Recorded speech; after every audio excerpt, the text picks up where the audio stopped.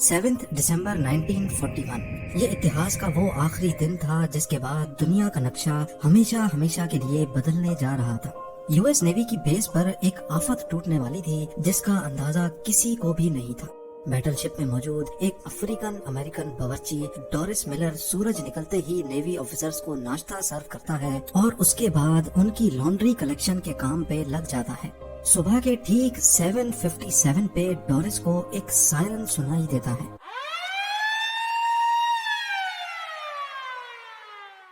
وہ سائرن جو شاید کوئی بھی سیلر اپنی سروس میں سننا ہی نہیں چاہتا۔ وہ فوراً باہر نکلتا ہے اور یہ دیکھ کر حیرت زدہ رہ جاتا ہے کہ پورا آسمان جیپنیز بومبر ایئر کرافٹ سے بھرا ہوا ہے۔ پلک جھپکتے ہی پوری نیول بیس پہ تو جیسے کوئی قیامت ٹوٹ پڑی ہو، کیونکہ جیپنیز ایئر کرافٹ نے چن چن کر امریکن شپس کو تباہ کرنا شروع کر دیا۔ یہ حملہ یو ایس کی پرل ہاربر بیس پہ کیا گیا تھا، اور آج ہم جانیں گے کہ جاپان نے امریکہ جیسے ملک پر حملہ کرنے کی اتنی بڑی ہمت کیوں کی تھی۔ ڈورس ملر نامی ایک باورچی کو امریکہ کا سب سے بڑا ایوارڈ کیوں دیا گیا، اور امریکہ نے جاپان پر نیوکلیئر حملہ کیوں کیا۔ کہانی کی شروعات 1941 میں ہوتی ہے، جب ورلڈ وار 2 میں امریکہ نے چائنا کو بچانے کے لیے اپنا سب کچھ داؤ پر لگا دیا تھا۔ جی ہاں، وہی چائنا جس کے خلاف آج 2023 میں امریکہ کھل کر بات کرتا ہے۔ ہوا کچھ یوں تھا کہ ورلڈ وار 2 کو اسٹارٹ ہوئے 3 سال گزر چکے تھے، جس میں ایک سائڈ پہ جرمنی اور اٹلی تھے، جبکہ دوسری سائڈ پہ برٹین، نیدرلینڈز اور فرانس تھے۔ اس جنگ میں امریکہ کا کوئی پارٹ نہیں تھا۔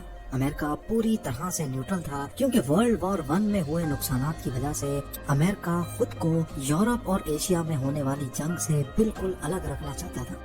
پر ایک ملک تھا جو امریکہ کو مسلسل ستائے جا رہا تھا، اور وہ تھا جاپان۔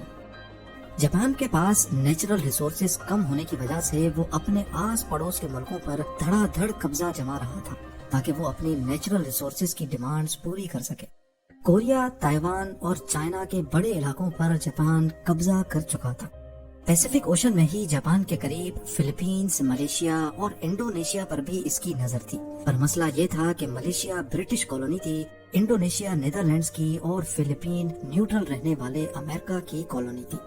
ان کنٹریز کو جاپان کا دوسرے ملکوں پر قبضہ کرنا بالکل بھی ٹھیک نہیں لگ رہا تھا، کیونکہ جاپان کے پیچھے اصل میں ہٹلر کا ہاتھ تھا، اور ہٹلر برٹین اور امریکہ کا دشمن تھا۔ جاپان کی یہ حرکتیں دیکھ کر جولائی 1941 میں امریکہ نے جاپان کو آئل دینا بند کر دیا۔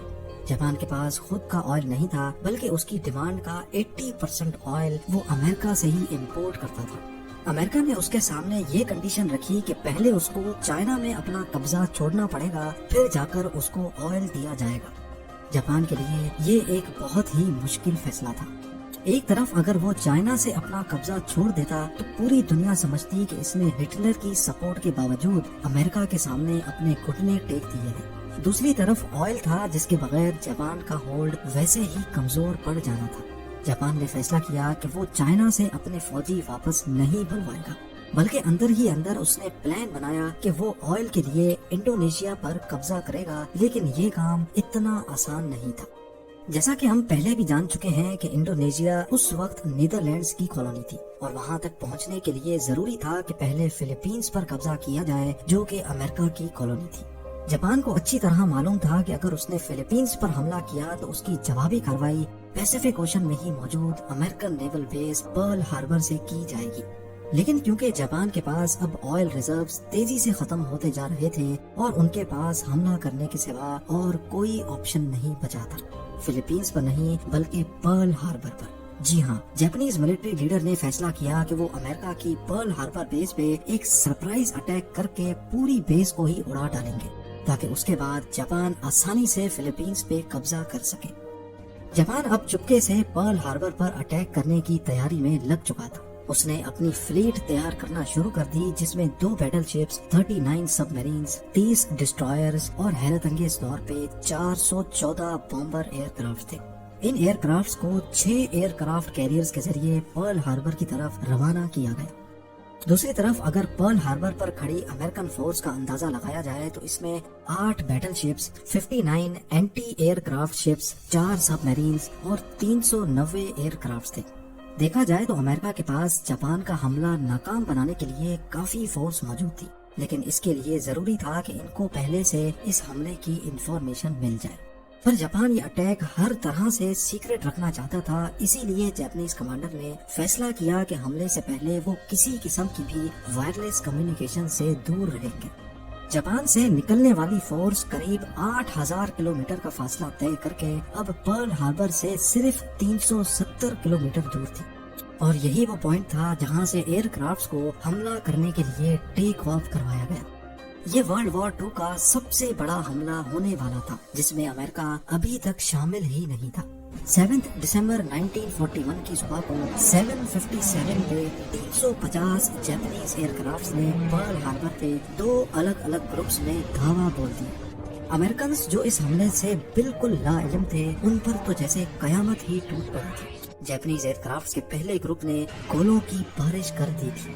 45 منٹس تک یہ پرل ہاربر پر حملہ کرتے رہے اور پھر واپس چلے گئے۔ پہلے تو یوں لگا شاید حملہ ختم ہو چکا ہے، لیکن 10 منٹوں بعد بمبر ایئر کرافٹس کا دوسرا گروپ آیا اور بچی کچی نیول بیس کو بھی گولے برسا کر تباہ کر دیا۔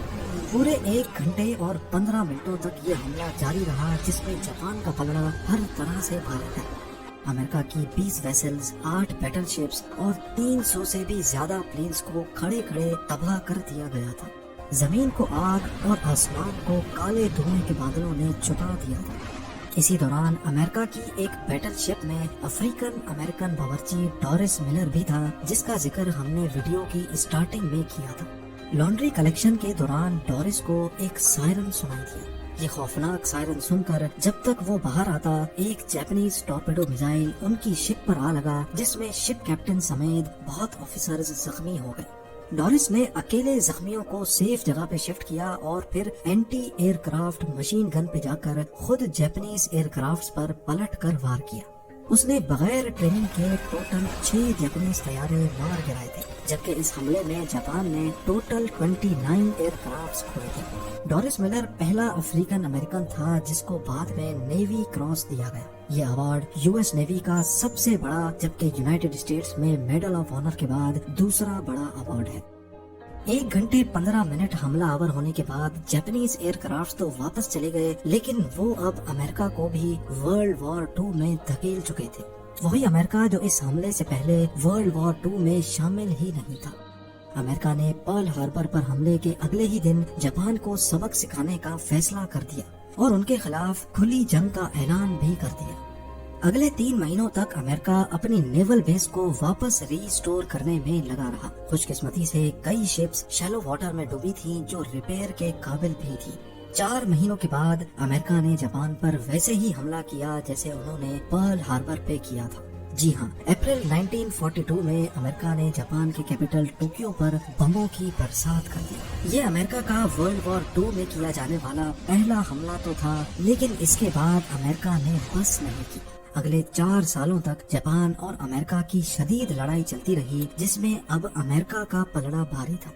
جاپان اس جنگ میں بہت کمزور ہو چکا تھا، لیکن وہ کسی صورت ہار نہیں مان رہا تھا، امریکنز کے سامنے سرنڈر نہیں کر رہا تھا۔ آخرکار اگست 1945 میں امریکہ نے جاپان کے خلاف اپنا آخری کارڈ استعمال کر ہی ڈالا۔ 6 اگست 1945 کو صبح کے 8 بجے جاپان کے ہیروشیما شہر کے اوپر ایک Boeing B-29 super fortress aircraft دیکھا گیا۔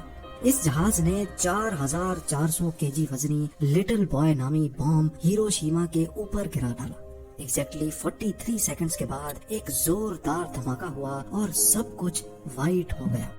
اس کے بعد ایک فائر بال زمین سے آسمان کی طرف گیا، جس نے زمین کا ٹیمپریچر 5000 ڈگری سیلسیس تک پہنچا دیا۔